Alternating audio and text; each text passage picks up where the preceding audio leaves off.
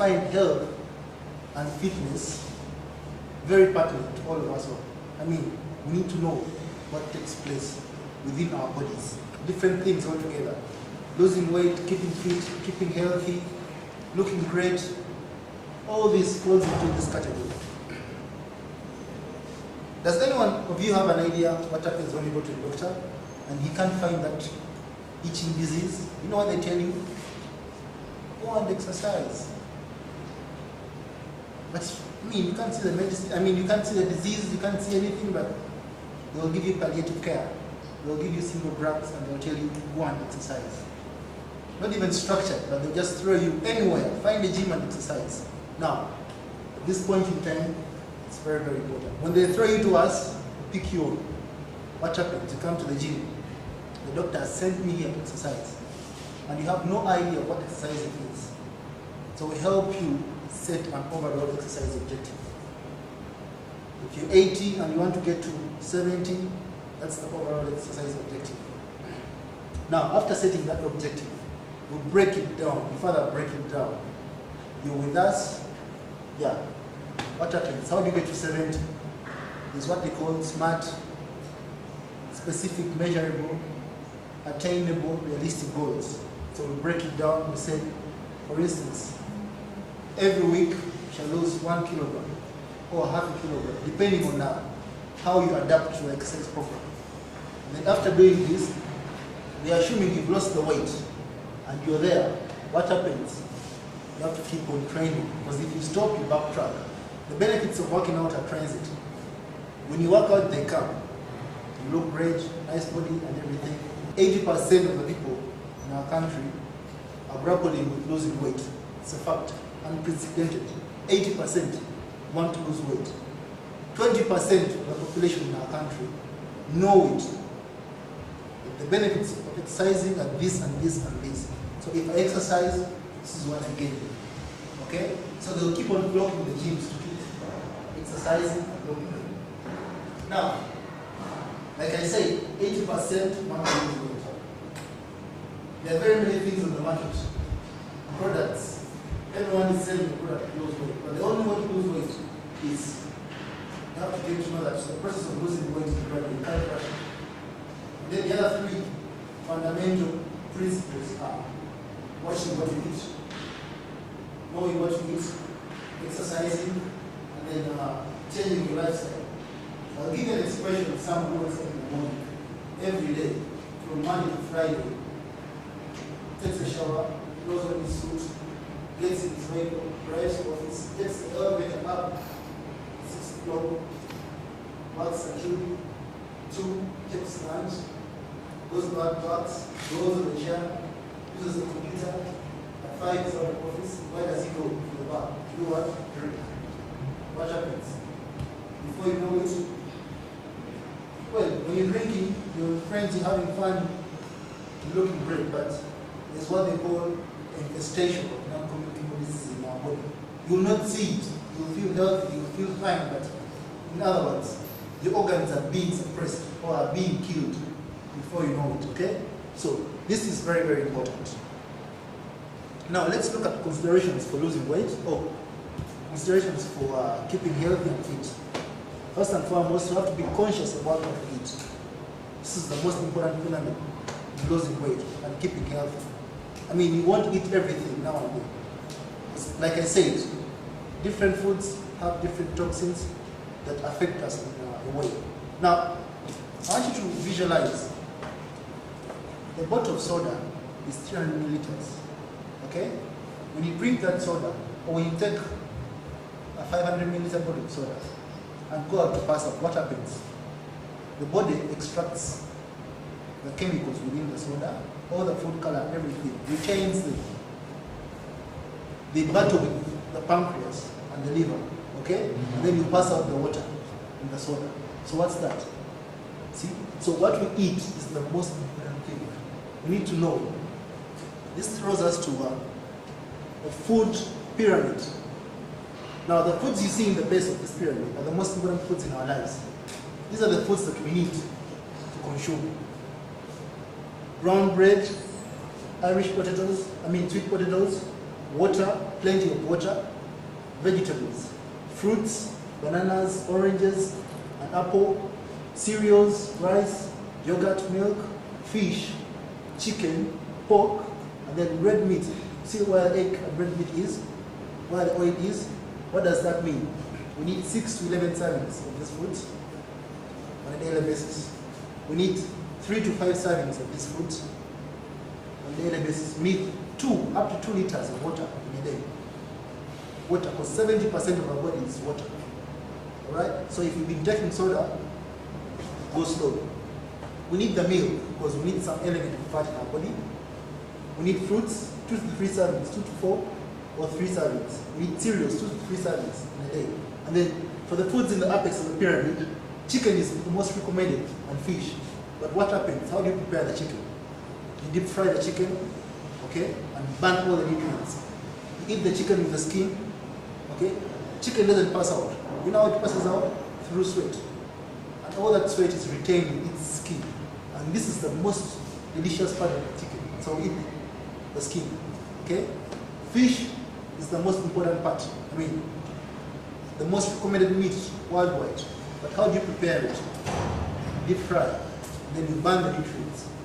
Pork, still, the same thing. All these are high in cholesterol. When you consume food with high caloric content in cholesterol, what happens is that the arteries are clogged. And what happens? Less pressure.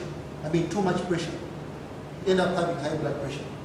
So, for all these foods, we need to consume them in moderation. And then, like I said, instead of taking water, what do we take? Soda, beer. Instead of taking this, what do we take? Coffee. Instead of taking this, juice, less added sugar. I mean, everything is here. So this is what you have to eat. After knowing what to eat, as I said, this is the most important part. Now, you come to us, we draw you a diet plan and a workout plan. A diet plan enables you to know, okay, this is how I'm supposed to eat. We've made an assessment already. We know how you eat, you binge, all right? So after that, we draw you a plan that you have to follow as you try to lose weight. And then we also draw you a workout plan that you have to follow. Okay? So these 2 plans have to be followed consistently. If you don't follow them, there's no way you end up losing weight or even keeping healthy. You may find out people go to the gym, work out, but at the end of it all, they're adding more problems to their bodies. Now, once you're in the gym, there's what we call variable exercise intensity. Work out and make sure you sweat. It's what they call moderate to vigorous. There's a low exercise intensity, and then there's a moderate exercise intensity and the vigorous exercise intensity. Now, most people get to the gym, they work out, and they never sweat. And at the end of it all, they're like, I'm from the gym, I'm from working out. Okay? So when you get to the gym, work out vigorously. And then make sure you sweat. Lastly is keep track of changes. This requires having a food and activity diary.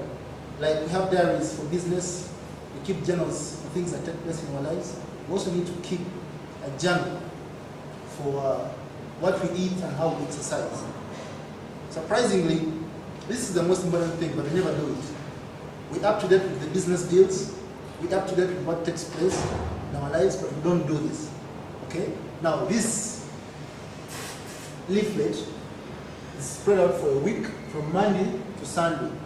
Then you can see you have breakfast, what you eat on breakfast, what you eat on lunch, what you eat on dinner, and then the activity done during any given day.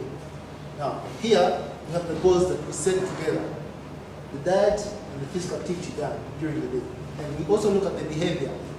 This is very important because at times some people get pissed off, and the only way to have that sense of feelingness and satisfaction is to binge. People end up storming into restaurants and they eat.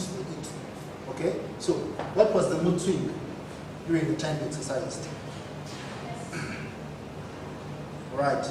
Now, putting that aside, let's also look at the recommended eating habits that cut across. Well, you may not be interested in losing weight, you may not be interested in keeping fit because you're already fit or healthy, but there are things that cut across. And this is what I refer to as recommended eating habits. Now, it starts with a clean food handling and preparation process. Why you buy the food and how you prepare it matters. Why you buy the food and how you prepare it matters. Because if that food is not prepared well, or if the process is faulty somewhere, somehow, you know what you're doing? You're ingesting bacteria. And what happens? You ingest bacteria, your body is fighting. Your body is trying to fight and flush out that bacteria. So you won't be able to come and work. You'll be in the hospital. Or you'll be at home, not feeling well, okay? So this is very important. For the vegetables we saw in the basement of the pyramid, do not overcook. When you overcook, you burn the nutrients. Because you have fibers, minerals, and all that. When you overcook, when you oversteam, the minerals are burnt out.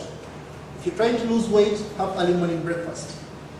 Precedented. It's all losing weight. Do not skip meals, instead, spread them out. Like I say, have early morning breakfast, have mid-morning breakfast, have lunch, have something in the evening, and then before you go to bed, have dinner. Now, what you eat matters still. It's not just a matter of eating.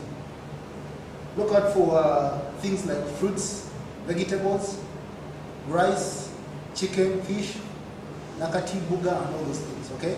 70% of our body cells are made up of water, so we need to drink water, not soda and beer. Drinking while eating is not recommended. This still approaches or tackles the digestion process. It's recommended that if you drink water, it's 15 to 30 minutes before the meal or 30 to 1 hour after the meal. Because when you drink and eat, the enzymes are being neutralized. Because the enzymes perform or act on the food that you eat. Alcohol, if you've taken time to look at the caloric content of that bottle, 450 grams of carbohydrates in alcohol. So that's per 100 milliliter. This bottle is 500 milliliters. It's per 100 milliliter, okay? So if you're drinking 5 bottles for a night, how much of carbohydrates are you stacking on your body? Remember, you're going to drink and go back home and sleep. You're not going to drink and go and exercise, okay? So you drink, eat, go and sleep. And what happens? The body produces excessive energy. Where does the energy go? Adipose tissue, okay? So we need to watch. If you're at a party and there are lots of drinks, for every 2 bottles that you drink of alcohol, that's if you drink, follow it with a soft drink, water, not anything else. All right, have a balanced diet. This constitutes carbohydrates, vitamins, fats in limited proportions, minerals and fibers and all that. Now, a combination of healthy eating habits and consistent exercise regimes will enable us or you to attain the exercise objective of losing weight and or maintaining weight as well as looking great. Because I guess we all want to look great. Who doesn't want to look great here? We all want to look great. Silence is an answer, okay? All right, now for more of this information, you'll have to come and talk to us. Because like you know, exercise, the way my body performs is not the way his body performs, it's not the way any of you, the body performs. It's what we call adaptation process, and it's what we go through to get there or to lose the weight, okay? To some, the excess weight could be, as a matter of fact, could be hereditary, hormones that come across, okay? Thank you very much.